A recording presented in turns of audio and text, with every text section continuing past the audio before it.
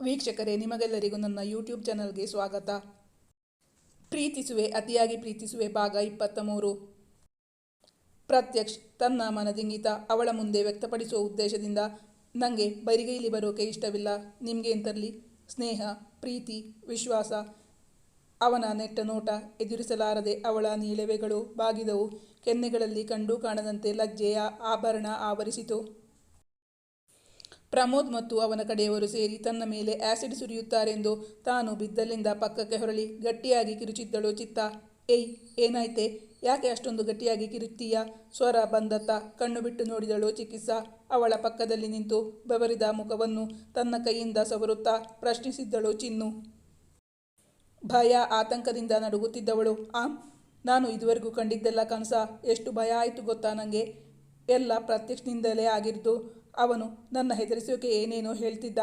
ಸಿಕ್ಲಿ ನನ್ನ ಕೈಗೆ, ಅವನಿಗೊಂದು ಗತಿ ಕಾಣಿಸ್ತೀನಿ ಇವತ್ತು. ಹೆದರಿ ನಡುಗುತ್ತಿದ್ದ ತನ್ನ ದೇಹವನ್ನು ತಹಬದಿಗೆ ತಂದುಕೊಳ್ಳುತ್ತಾ ಹೇಳಿದಳು ಚಿತ್ತ. ಬಳಿಕ ತನಗೆ ಬಿದ್ದ ಕನಸಿನ ಬಗ್ಗೆ ಅಕ್ಕನ ಬಳಿ ಹೇಳಿಕೊಂಡಳು. ಅಲ್ಲ ಚಿತ್ತಿ, ನೀನು ಕೆಲಸ ಬಿಟ್ಟು 3 ತಿಂಗಳ ಮೇಲಾಯಿತು. ನಿಂಗೆ ಬೇಕಿರೋ ಪ್ರೊಟೆಕ್ಷನ್ ಅವರೇ ಕೊಡ್ತೀನಿ ಅಂತ ಕೊಡ್ತಾ ಇದ್ದಾರಲ್ಲ. ಈಗಲೂ ಹೇಳ್ತೀನಿ ಕೇಳು. ನೀನು ಸಾಕ್ಷಿ ಹೇಳೋಕೆ ಹೋಗಬೇಡ. ಸುಮ್ಮನೆ ಇಲ್ಲದ್ದೆಲ್ಲ ತಲೆ ಮೇಲೆ ಎಳ್ಕೋಬೇಡ. ಅಪಾಯ ತಂದ್ಕೋಬೇಡ. ತಂಗಿಗೆ ಬುದ್ಧಿ ಹೇಳಿದಳು ಚಿನ್ನು. ನೋ ವೇ, ಅದಂತೂ ಸಾಧ್ಯನೇ ಇಲ್ಲ. ನಾನು ನಿಮಗೆ ಸಾಕ್ಷಿ ಹೇಳೋಕೆ ಬರ್ತೀನಿ ಅಂತ ಪ್ರತ್ಯಕ್ಷ ಅವರಿಗೆ ಮಾತು ಕೊಟ್ಟಾಯಿತು. ನನಗೆ ಏನಾದರೂ ಪರವಾಗಿಲ್ಲ. ತಪ್ಪು ಮಾಡಿದವರಿಗೆ ಶಿಕ್ಷೆ ಆಗಲೇಬೇಕು. ನಾನೆಂದು ಮಾತು ತಪ್ಪುವವಳಲ್ಲ ಅಂತ ನಿಂಗೆ ಗೊತ್ತಲ್ಲ. ಚಿಕಿತ್ಸಾ ದೃಢ ದನಿಯಲ್ಲಿ ಹೇಳಿದಾಗ ಸಿಟ್ಟಿನಿಂದ ತಿಂದು ಬಿಡುವಂತೆ ತಂಗಿಯನ್ನು ನೋಡಿದ್ದಳು ಚಿನ್ನು. ತಲೆ ಗಟ್ಟಿಯಾಗಿದೆ ಅಂತ ಗೋಡೆಗೆ ಚಚ್ಕೊಳ್ಳೋಕೆ ಹೋಗ್ತೀಯಲ್ಲ. ಏನನ್ಬೇಕು ನಿಂಗೆ? ಈಗೇನೋ ಪ್ರೊಟೆಕ್ಷನ್ ಕೊಡ್ತಾನೆ, ಆಮೇಲೆ ಅವನ ಕೆಲಸ ಮುಗಿದ್ಮೇಲೆ ನೀನ್ಯಾರೋ ಅವನ್ಯಾರೋ? ಆ ಶ್ರೀಮಂತ ಯುವಕನನ್ನು ನಂಬಿ ನೀನು ಕೆಟ್ಟು ಹೋಗ್ತೀಯಾ? ಜೀವಮಾನ ಪೂರ್ತಿ ನಿಂಗೆ ರಕ್ಷಣೆ ಕೊಡ್ತಾನಂತ ಅವನು. ತಂಗಿಗೇನಾದರೂ ತೊಂದರೆಯಾದರೆ ಎಂಬ ಅಕ್ಕರಾಸ್ತೆಯಿಂದಲೇ ಅವಳ ಮೇಲೆ ರೇಗಿದ್ದಳು ಚಿನ್ನು. ಆ ಬಗ್ಗೆ ನಾನಿನ್ನೂ ಯೋಚನೆಯೇ ಮಾಡಿಲ್ಲ ಅಕ್ಕ. ನನ್ನ ಎಜುಕೇಷನ್ ಆದಮೇಲೆ ನಾನು ಎಲ್ಲಿ ಕೆಲಸ ಮಾಡ್ತೀನೋ ಅದು ಆ ದೇವರಿಗೆ ಗೊತ್ತು. ನನ್ನ ಹುಡ್ಕೊಂಡವರು ಬರಬೇಕು ಅಂತ ಏನೂ ಇಲ್ಲ. ಪ್ಲೀಸ್ ಅಕ್ಕ, ಬೆಳಗ್ಗೆ ಬೆಳಗ್ಗೆ ನನ್ನ ತಲೆ ತಿನ್ನಬೇಡ. ಮುಂದಿನ ತಿಂಗಳು ನಿನ್ನ ಮದುವೆ ಅಲ್ವಾ? ನೀನು ನಿನ್ನ ಉಡ್ಬಿ ಅಶ್ವೀಜ್ ಬಗ್ಗೆ ಕನಸು ಕಾಣ್ತಾ ಹಾಯಾಗಿ ಇದ್ಬಿಡು. ನಾನಿವತ್ತು ಪ್ರತ್ಯಕ್ಷ ಅವರನ್ನು ಮೀಟ್ ಮಾಡಿ ಬಳಿಕ ಲಾಯರ್ ಆಫೀಸ್ಗೆ ಹೋಗಬೇಕು. ಮುಂದಿನ ಶುಕ್ರವಾರ ಸಾಕ್ಷಿ ಹೇಳಬೇಕು. ನನ್ನ ಪಿಕ್ ಮಾಡೋಕೆ ಇಲ್ಲಿಗೆ ಬರ್ತೀನಿ ಅಂದಿದ್ದಾರೆ ಪ್ರತ್ಯಕ್ಷ್. ಈಗಾಗಲೇ ಲೇಟಾಯಿತು ಎನ್ನುತ್ತಾ ಗಡಬಡಿಸಿ ವಾಶ್ರೂಮ್ ಹೊಕ್ಕಳು ಚಿಕಿತ್ಸಾ. ಪ್ರತ್ಯಕ್ಷಗೆ ತನ್ನ ತಾಯಿಗೆ ಕಟ್ಟಿಕೊಂಡ ಪತಿಯಿಂದಲೇ ಮೋಸವಾಗಿದೆ. ತಂದೆಯ ಪ್ರೀತಿ ತನಗೆ ಕಿಂಚಿತ್ತೂ ದೊರೆತಿಲ್ಲ ಎಂಬ ನೋವು ಬಹಳವೇ ಕಾಡುತ್ತಿತ್ತು. ದಿನದಿಂದ ದಿನಕ್ಕೆ ಅವರಿಬ್ಬರ ಒಡನಾಟ ಜಾಸ್ತಿಯಾಗಿತ್ತಲ್ಲ, ಹಾಗೆಯೇ ಆತ್ಮೀಯತೆಯೂ ಬೆಳೆದಿತ್ತು. ಅದೆಲ್ಲವನ್ನು ಮುಕ್ತವಾಗಿ ಅವಳೊಂದಿಗೆ ಹೇಳಿಕೊಳ್ಳುತ್ತಿದ್ದ ಪ್ರತ್ಯಕ್ಷ್. ತನ್ನ ಕೊಲೆ ಮಾಡಲು ಯತ್ನಿಸಿದ್ದು ಪ್ರಮೋದ್ ಎಂದು ತಂದೆಗೆ ಗೊತ್ತಾದರೂ ತಮ್ಮ 2ನೆಯ ಪತ್ನಿ ಮತ್ತು ಮಗನಿಗೋಸ್ಕರ ಕೇಸ್ ಹಿಂದಕ್ಕೆ ತೆಗೆದುಕೊಳ್ಳಬೇಕೆಂದು ತಂದೆ ಅವನಿಗೆ ಪ್ರೆಷರ್ ಹಾಕಿದಾಗ ಅವನು ತುಂಬ ನೊಂದುಕೊಂಡಿದ್ದ, ಖಿನ್ನನಾಗಿದ್ದ. ಅಂತಹ ಸಂದರ್ಭಗಳಲ್ಲೆಲ್ಲ ಚಿಕಿತ್ಸಾ ತನ್ನ ಮಾತುಗಳಿಂದ ಅವನಲ್ಲಿ ಆತ್ಮವಿಶ್ವಾಸ ತುಂಬುತ್ತಿದ್ದಳು.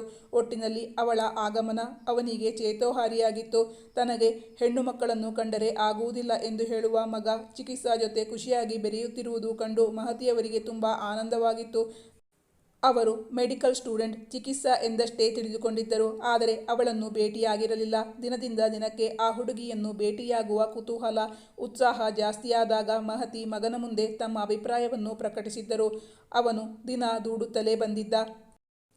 ಅಂದು ಲಾಯರ್ ಆಫೀಸ್ನಿಂದ ಮಧ್ಯಾಹ್ನ ಊಟಕ್ಕೆ ಮನೆಗೆ ಚಿಕಿತ್ಸಾಳನ್ನು ಕರೆತಂದಿದ್ದ ಪ್ರತ್ಯಕ್ಷ್.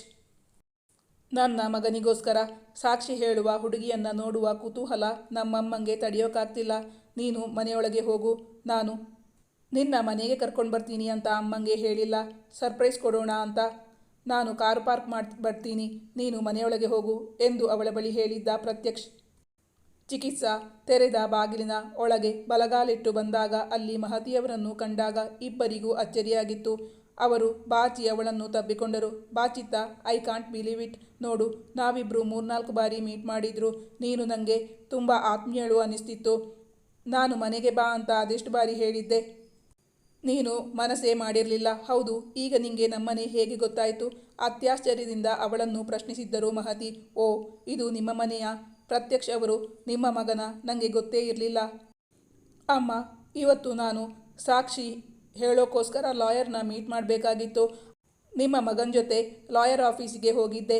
ಅವರೇ ನನ್ನ ಈಗ ಇಲ್ಲಿಗೆ ಕರ್ಕೊಂಡು ಬಂದಿದ್ದು, ಉತ್ತರಿಸಿದಳು ಚಿಕಿತ್ಸಾ. ಹೌದು ಕಂದ, ಆವತ್ತು ನಾನು ನನ್ನ ಮಗನ ಆಯಸ್ಸು ವೃದ್ಧಿಯಾಗಲಿ ಅಂತ ಹೊತ್ತ ಹರಕೆಯನ್ನು ನೀನು ತೀರಿಸಿಬಿಟ್ಟೆ. ಈಗ ಕೋರ್ಟ್ನಲ್ಲಿ ಸಾಕ್ಷಿ ಹೇಳಿ ಆ ದುರುಳರಿಗೆ ಶಿಕ್ಷೆ ಕೊಡಿಸೋಕು ರೆಡಿ ಇದ್ದೀಯಾ? ನಿನ್ನ ಹೆತ್ತ ತಂದೆ ತಾಯಿಯ ಹೊಟ್ಟೆ ತಣ್ಣಗಿರಲಿ. ಸಂತೋಷ ಅವರ ಕಣ್ಣುಗಳಲ್ಲಿ ಕಾಣಿಸಿದಾಗ ತಾನು ಮಾಡುತ್ತಿರುವ ಕೆಲಸದ ಬಗ್ಗೆ ತೃಪ್ತಿ ಎನಿಸಿತು ಚಿಕಿತ್ಸಾಗೆ. ಅಮ್ಮ, ನಿಮ್ಮಲ್ಲಿ ಒಂದು ರಿಕ್ವೆಸ್ಟ್. ನಿಮ್ಮ ಮಗನ ಹತ್ತಿರ ನಮ್ಮಿಬ್ಬರ ಭೇಟಿ ಇದೇ ಮೊದಲು ಅನ್ನೋ ರೀತಿ ವರ್ತಿಸಿ ಪ್ಲೀಸ್ ಎಂದಿದ್ದಳು ಚಿಕಿತ್ಸಾ. ಅದಕ್ಕೆ ಕಾರಣ ಕೇಳಿರಲಿಲ್ಲ ಮಹತಿ. ಆಯ್ತಮ್ಮ, ನಿನ್ನಿಷ್ಟ ಒಪ್ಪಿಕೊಂಡರು. ಮಹತಿಯವರಿಗೆ ಆಗಾಗ ಮಗನ ಬಾಯಲ್ಲಿ ಚಿಕಿತ್ಸಾ ಎಂಬ ಹೆಸರು ಕೇಳಿ ಅವನು ಅವಳಲ್ಲಿ ಅನುರಕ್ತಳಾಗಿದ್ದಾನೆ ಎಂದು ಅರಿವಾಗಿತ್ತು. ಚಿಕಿತ್ಸಾ ಪ್ರತ್ಯಕ್ಷನ ಬಾಳನ್ನು ಹೃದಯವನ್ನು ಸಂಪೂರ್ಣವಾಗಿ ಆವರಿಸಿಕೊಂಡು ಬಿಟ್ಟಿದ್ದಳು. ಅಂದು ಮಧ್ಯಾಹ್ನ ಅವರ ಮನೆಯಲ್ಲಿ ಊಟ ಮಾಡಿ ತನ್ನ ರೂಮ್ಗೆ ಹಿಂತಿರುಗಿದ್ದಳು. ಅಂದುಕೊಂಡಂತೆ ಅವಳು ಕೋರ್ಟ್ನಲ್ಲಿ ಸಾಕ್ಷಿ ಹೇಳಿದ್ದಳು. ಅವಳು ಪ್ರತ್ಯಕ್ಷದರ್ಶಿ ಮಾತ್ರವಲ್ಲ, ಅವಳದು ಪ್ರಬಲವಾದ ಸಾಕ್ಷಿಯಾದ್ದರಿಂದ ಅವಳ ಸಾಕ್ಷಿಯಿಂದಾಗಿ ಪ್ರಮೋದ್ ಮತ್ತು ಅವನ ಸಹಚರನಿಗೆ ಶಿಕ್ಷೆ ವಿಧಿಸಲಾಗಿತ್ತು. ಚಿನ್ಮಯಿ ಅಶ್ವಿಜ್ನ ಮಡದಿಯಾಗಿ ಹೋಗಿ 1.5 ವರ್ಷಗಳೇ ಕಳೆದಿದ್ದವು. ಕೋರ್ಟ್ ಕಲಾಪಗಳೆಲ್ಲ ಮುಗಿದ ಬಳಿಕ ಅವರಿಬ್ಬರಿಗೂ ಸಂಧಿಸಲು ಕಾರಣ ಇರಲಿಲ್ಲವಲ್ಲ.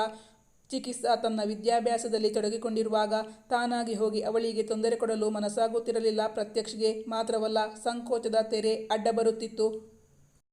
ಕೋರ್ಟ್ನ ಜಡ್ಜ್ಮೆಂಟ್ ಬಂದ ಸಮಯದಲ್ಲಿ ಅವಳ MBBS ಡಿಗ್ರಿಯ ಕೈಗೆ ಬಂದಿತ್ತು. ಅವಳು ತನ್ನ ಉನ್ನತ ವಿದ್ಯಾಭ್ಯಾಸಕ್ಕಾಗಿ ತಯಾರಿ ನಡೆಸುತ್ತಿದ್ದಳು. ಅದೇ ಸಂದರ್ಭದಲ್ಲಿ ಡಾಕ್ಟರ್ ಕುಮುದಾ ಅವರು ತಾವು 2ನೆಯ ಮಗುವಿನ ನಿರೀಕ್ಷೆಯಲ್ಲಿರುವುದರಿಂದ 6 ತಿಂಗಳು ತಮ್ಮ ಕ್ಲಿನಿಕ್ಕನ್ನು ನೋಡಿಕೊಳ್ಳಬೇಕೆಂದು ಅವಳಿಗೆ ತಿಳಿಸಿದ್ದರು.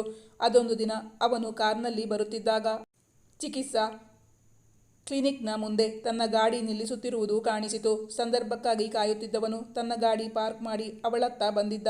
ಏನು ಡಾಕ್ಟರ್ ಸಾಹೇಬ್ರು ತುಂಬ ಬ್ಯುಸಿ ಅನಿಸುತ್ತೆ, ನಮ್ಮನ್ನು ಮರೆತು ಬಿಟ್ಟಿರೋ ಹೇಗೆ ಎಂದು ಪ್ರಶ್ನಿಸಿದಾಗ, ಹಾಗೇನಿಲ್ಲ, ನಾನು ನನ್ನ ಕೆಲಸ ಮತ್ತು ಸ್ಟಡೀಸಲ್ಲಿ ಬ್ಯುಸಿಯಾಗಿಬಿಟ್ಟಿದ್ದೀನಿ. ಆಗ ಕೇಸ್ನ ವಿಷಯಕ್ಕೆ ಮೀಟ್ ಮಾಡ್ತಿದ್ವಿ. ಈಗ ನೀವು ಕೇಸ್ ಗೆದ್ಬಿಟ್ರಲ್ಲ ಎಂದು ನಗುತ್ತಾ ಹೇಳಿದ್ದಳು. ಹಾಗಾದರೆ ನಾನು ನಿಮ್ಮನ್ನು ಮೀಟ್ ಮಾಡಬೇಕು ಅಂದರೆ ಒಂದೋ ನಿಮ್ಮ ರೋಗಿಯಾಗಿ ನಿಮ್ಮ ಹತ್ರ ಬರಬೇಕು, ಇಲ್ಲ ಅಂದರೆ ಇನ್ನೇನಾದರೂ ಕೇಸ್ ತಲೆ ಮೇಲೆ ಎಳ್ಕೊಂಡು ಬರಬೇಕು ಅನಿಸುತ್ತೆ. ಆ ದಿನಗಳೇ ಚೆನ್ನಾಗಿತ್ತು ನನಗೆ. ಅವನ ಮಾತಿನಲ್ಲಿ ಕುಚೋದ್ಯವಿದ್ದರೂ ಕೊನೆಯಲ್ಲಿ ವೇದನೆ ಇದ್ದಂತೆ ಕಾಣಿಸಿತು. ಅವಳು ತಟ್ಟನೆ, ಗಾಡ್ ಫಾರ್ಬಿಡ್, ಕೆಟ್ಟ ಮಾತು ಯಾಕೆ ಆಡ್ತೀರಿ ಪ್ರತ್ಯಕ್ಷ್, ಬಿಡ್ತು ಅನ್ನಿ. ನೀವು ಪ್ರಾಣ ಭಯಕ್ಕೆ ಒಳಗಾಗುವುದಾಗಲಿ ರೋಗಿಯಾಗಿ ನನ್ನ ಬಳಿಗೆ ಬರೋದು ನನಗೆ ಖಂಡಿತ ಇಷ್ಟನೇ ಇಲ್ಲ ಎಂದಾಗ ಅವಳ ಕಣ್ಣಿನಲ್ಲಿ ಮೂಡಿದ್ದ ನೋವಿನ ಎಳೆಗಳನ್ನು ಕಂಡು ಅವನು ಸುಪ್ರೀತನಾದ. ಓ, ಹಾಗಾದರೆ ಒಟ್ನಲ್ಲಿ ನಾನು ನಿಮ್ಮ ಬಳಿಗೆ ಬರಬೇಕು ಅಂತ ನಿಮಗಿಷ್ಟ ಇದೆ ಅಂತಾಯ್ತು, ರೈಟ್? ಹೇಗೆ ಬರಲಿ ಹೇಳಿ? ಅವನು ಕಣ್ಣಲ್ಲಿ ತುಂಟತನ ಮಿನುಗಿಸುತ್ತಾ ಕೇಳಿದ. ಈಗ ನನ್ನ ಮೀಟ್ ಮಾಡೋಕೆ ಬಂದ್ರಲ್ಲ, ಹಾಗೆ ಬನ್ನಿ. ನಾನು ಸದ್ಯಕ್ಕೆ ಈ ಕ್ಲಿನಿಕಲ್ಲಿ ಕೆಲಸ ಮಾಡ್ತಾ ಇದ್ದೀನಿ. ನೀವು ಇಲ್ಲಿಗೆ ನನ್ನ ಮೀಟ್ ಮಾಡೋಕೆ ಯಾವಾಗ ಬೇಕಾದರೂ ಬರಬಹುದು. ಆದರೆ first come first serve rules ಅಂತೂ ಚೇಂಜ್ ಆಗಲ್ಲ. ಅವನ ಮಾತಿನ ಗೂಢಾರ್ಥ ತನಗೆ ಅರ್ಥವೇ ಆಗಿಲ್ಲ ಎನ್ನುವಂತೆ ಚಿಕಿತ್ಸಾ ಕೀಟಲೆಯಿಂದಲೇ ನುಡಿದಿದ್ದಳು. ಪ್ರತ್ಯಕ್ಷ್ ಅವಳನ್ನೇ ದೀರ್ಘವಾಗಿ ನೋಡಿದ. ಅವಳನ್ನು ಕಾಣದೆ, ಅವಳ ಜೊತೆ ಮಾತಾಡದೆ ಈಗಾಗಲೇ ತುಂಬ ಕಷ್ಟ ಅನುಭವಿಸುತ್ತಿದ್ದವನಿಗೆ ಹೇಗಾದರೂ ತನ್ನ ಮನದಿಂಗಿತ ಅವಳ ಮುಂದೆ ವ್ಯಕ್ತಪಡಿಸಬೇಕು ಎಂಬ ಉದ್ದೇಶದಿಂದ ಮಾರ್ಮಿಕವಾಗಿ ಕೇಳಿದ. ಬರ್ತಾ, ನನಗೆ ಬರಿಗೈಲಿ ಬರೋಕೆ ಇಷ್ಟ ಇಲ್ಲ. ನಿಮಗೇಂತರಲಿ ಸ್ನೇಹ, ವಿಶ್ವಾಸ, ಪ್ರೀತಿ. ಅವನ ಕಣ್ಣಲ್ಲಿ ತುಂಟತನ ಮಿನುಗುತ್ತಿದ್ದರೆ ಅವನ ನೆಟ್ಟ ನೋಟ ಎದುರಿಸಲಾರದೆ ಅವಳ ನೀಳೆವೆಗಳು ಬಾಗಿದವು. ಕೆನ್ನೆಗಳಲ್ಲಿ ಕಂಡು ಕಾಣದಂತೆ ಲಜ್ಜೆಯ ರಂಗು ಇಣುಕಿತು. ಇಂಥದ್ದೇ ಬೇಕು ಅಂತ ಹಾಗೆಲ್ಲ ಬಾಯ್ಬಿಟ್ಟು ಹೇಳೋಕ್ಕಾಗಲ್ಲ. ಹಾಗಾದರೆ ನಾನು ಅರ್ಥ ಮಾಡ್ಕೊಂಡಿರೋದೇ ನಿಜವಾಗಿದ್ರೆ ನನ್ನಷ್ಟು ಸುಖಿ ಬೇರೆ ಯಾರೂ ಇಲ್ಲ. ಅವನು ಮಾರ್ಮಿಕವಾಗಿ ಹೇಳಿದಾಗ ಅದಕ್ಕೆ ವಿಶೇಷ ಅರ್ಥಗಳನ್ನು ಹುಡುಕಬೇಡಿ ಪ್ರತ್ಯಕ್ಷ್. ನಾನು ಯಾವ VIPನೂ ಅಲ್ಲ. ಇದೀಗ ತಾನೇ ಅಂಬೆಗಾಲಿಡುತ್ತಿರುವ ವೈದ್ಯಳು, ರೋಗಿಯಾಗಿ ಹೊರತು ನೀವು ಹೇಗೆ ಬಂದರೂ ನನ್ನ ಹಾರ್ದಿಕ ಸ್ವಾಗತವಿದೆ. You are most welcome. ಅವಳು ಹೇಳಿದಾಗ ಪ್ರತ್ಯಕ್ಷ್ ಕಣ್ಣು ಕಿರಿದು ಮಾಡಿ ಅವಳನ್ನೇ ಆಳವಾಗಿ ದಿಟ್ಟಿಸುತ್ತಾ ತನ್ನ ಕಾರಿನ ಸ್ವಿಚ್ ಕೀಯನ್ನು ತಿರುಗಿಸುತ್ತಾ ನಿಂತಿದ್ದ. ಆಲ್ ರೈಟ್, ಈ ಮಾತು ನಾನೆಂದಿಗೂ ನೆನಪಿನಲ್ಲಿ ಇಟ್ಕೋತೀನಿ ಎಂದವನು ಅವಳಿಂದ ಬೀಳ್ಕೊಂಡು ಹೊರಬಂದಾಗ ಅವನಿಗೇಕೋ ತನ್ನ ದೇಹದ ಅವಿಭಾಜ್ಯ ಅಂಗವನ್ನೇ ಕಳೆದುಕೊಂಡಿದ್ದೇನೆಂಬ ಭಾವನೆ. ಮನಸ್ಸು ಭಾರವಾಗಿತ್ತು. ದಿನಗಳು ಉರುಳಿದಂತೆ ಅವನು ತನ್ನ ಬಿಡುವಿಲ್ಲದ ದಿನಚರಿಯಲ್ಲಿ ಮುಳುಗಿ ಹೋಗಿದ್ದ. ಆದರೆ ಮೊದಲಿನಂತೆ ಅವನಿಗೆ ಕೆಲಸದಲ್ಲಿ ಏಕಾಗ್ರತೆ ಇರಲಿಲ್ಲ. ಏನೋ ಕೆಲಸ ಯೋಚಿಸಿ ಬೇರೇನೋ ಕೆಲಸ ಮಾಡುತ್ತಿದ್ದ. ಅವರ ಮ್ಯಾನೇಜರ್ ಅವರ ತಾತನ ಕಾಲಿನಿಂದಲೂ ಆ ಕಂಪನಿಯಲ್ಲಿ ಕೆಲಸ ಮಾಡುತ್ತಿದ್ದರು. ವಯಸ್ಸು 60ರ ಮೇಲಿತ್ತು. ಅದೊಂದು ದಿನ ಅವನ ಮ್ಯಾನೇಜರ್ ಅವನ ಬಳಿ ಬಂದು, ಪ್ರತೀಕ್ ಸರ್, ಏನಾಗಿದೆ ನಿಮಗೆ? ಆ ಸೇಲ್ ಅಗ್ರಿಮೆಂಟ್ ಸಾಕಷ್ಟು ಲೂಪ್ ಹೋಲ್ಸ್ ಇದೆ. ಅಪ್ಪಿತಪ್ಪಿಯೂ ಸಿಗ್ನೇಚರ್ ಹಾಕಬೇಡಿ ಅಂತ ನಾನು ಹೇಳಿದ್ದೆ ಅಲ್ವಾ? ಆದರೂ ನೀವು ಸೈನ್ ಹಾಕ್ಬಿಟ್ಟಿದ್ದೀರಲ್ಲ. ನಮ್ಮನ್ನು ಮುಳುಗಿಸೋಕೆ ಜನ ಕಾಯ್ತಾ ಇರ್ತಾರೆ. ಸ್ವಲ್ಪ ಅಲರ್ಟ್ ಆಗಿರಿ. ಮತ್ತೆ ಈ ತಿಂಗಳು ವರ್ಕರ್ಸ್ ಬೋನಸ್ ಕೊಡೋಕ್ಕಾಗಲ್ಲ ಅಂತ ಹೇಳಿಬಿಟ್ಟು ಈಗ ಅವರು ಕೊಟ್ಟಿರೋ ಪೇಪರ್ಗೆ ನೀವಾಗೆ ಸೈನ್ ಹಾಕಿ ಕೊಟ್ಟಿದ್ದೀರಲ್ಲ. ನಾವು ಒಪ್ಕೊಂಡಿರೋದು 2.5 ಕೋಟಿ ರೂಪಾಯಿ ಪ್ರಾಜೆಕ್ಟ್. ನೀವು ಬರೀ 2.5 ಲಕ್ಷ ಅಂತ ನಮೂದಿಸಿದ್ದಕ್ಕೆ ಸೈನ್ ಮಾಡಿದ್ದೀರಾ ಎಂದು ದಿನ ಬೆಳಗಾದರೆ ಅವನು ಮಾಡುವ ತಪ್ಪನ್ನು ಹೆಜ್ಜೆ ಹೆಜ್ಜೆಗೂ ತಿದ್ದಿ ಎಚ್ಚರಿಸುತ್ತಿದ್ದರು. ಅವರು ಅವನಿಗಿಂತ ತುಂಬ ಹಿರಿಯರಾದ್ದರಿಂದ ಅವನನ್ನು ಪ್ರಶ್ನಿಸುವ ಹಕ್ಕನ್ನು ಪಡೆದುಕೊಂಡಿದ್ದರು. ಸಲಿಗೆಯಿಂದ, ಎಂದೂ ಇಲ್ಲದ್ದು ಈ ಮರೆವಿನ ಕಾಯಿಲೆ ನಿಮಗ್ಯಾವಾಗ ಬಂತು? ನಿಮ್ಗೇನಾಗಿದೆ ಸರ್? ಹುಷಾರಿಲ್ಲದೆ ಇದ್ದರೆ 1 ವಾರ ರಜಾ ಹಾಕಿ ರೆಸ್ಟ್ ಮಾಡಿ ಎಂದು ಸಲಹೆಯನ್ನು ನೀಡಿ ಅವನ ವ್ಯವಹಾರಗಳನ್ನೆಲ್ಲ, ಅವನು ಮಾಡಿದ ತಪ್ಪುಗಳನ್ನೆಲ್ಲ ತಿದ್ದದಿದ್ದರೆ ಅವನ ವ್ಯವಹಾರ ಮುಳುಗಿ ಹೋಗುತ್ತಿತ್ತೇನೋ. ಹೌದು, ಏನಾಗಿದೆ ತನಗೆ? ಇತ್ತೀಚೆಗೆ ಯಾವುದರಲ್ಲೂ ಆಸಕ್ತಿಯೇ ಇರಲಿಲ್ಲ. ಮಲಗಿದರೆ ಸರಿಯಾಗಿ ನಿದ್ದೆಯೇ ಬರುತ್ತಿಲ್ಲ.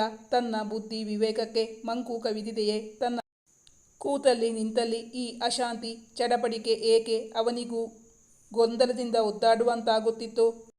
ತನ್ನ ಮನಸ್ಸು ಇತ್ತೀಚೆಗೆ ಕಡಿವಾಣವಿಲ್ಲದ ಕುದುರೆಯಂತೆ ಹುಚ್ಚು ಹುಚ್ಚಾಗಿ ಅಲೆಯಲು ಕಾರಣ? ಹೌದು, ತನ್ನ ನಿದ್ದೆಯನ್ನು ಕಾಡುತ್ತಿರುವವಳು ಅವಳೇ ಚಿಕಿತ್ಸಾ.